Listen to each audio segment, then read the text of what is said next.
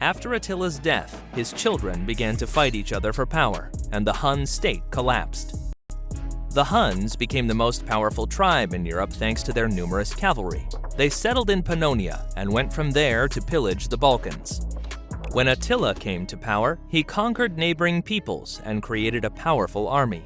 Attila made several expeditions to the Balkans and even forced Emperor Theodosius II to pay money to the Huns in exchange for a promise not to plunder the Roman Empire again. But Attila still sought an excuse for a new war. He found it in an arrangement with Emperor Valentinian III. The Hun chief asked the emperor to marry Valentinian's sister with him, and also asked to give him her half of the empire as dowry. The emperor refused, and the Huns invaded Gaul.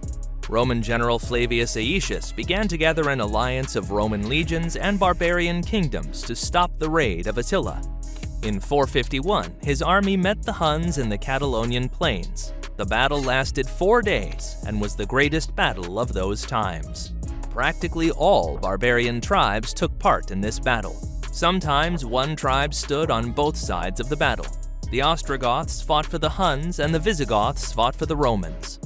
According to the chronicle, there were so many dead that the bodies of the soldiers formed hills.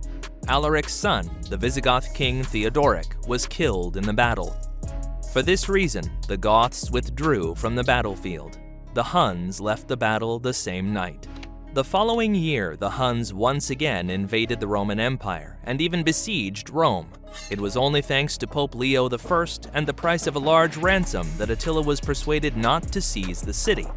But the Huns still plundered small towns in Italy.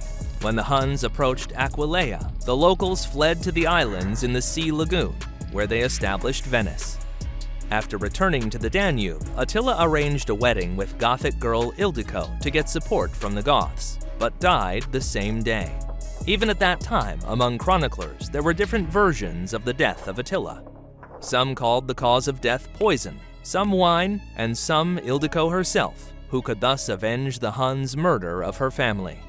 After Attila's death, his children began to fight each other for power, and the Hun state collapsed. The Huns lost their power and soon disappeared from the pages of history.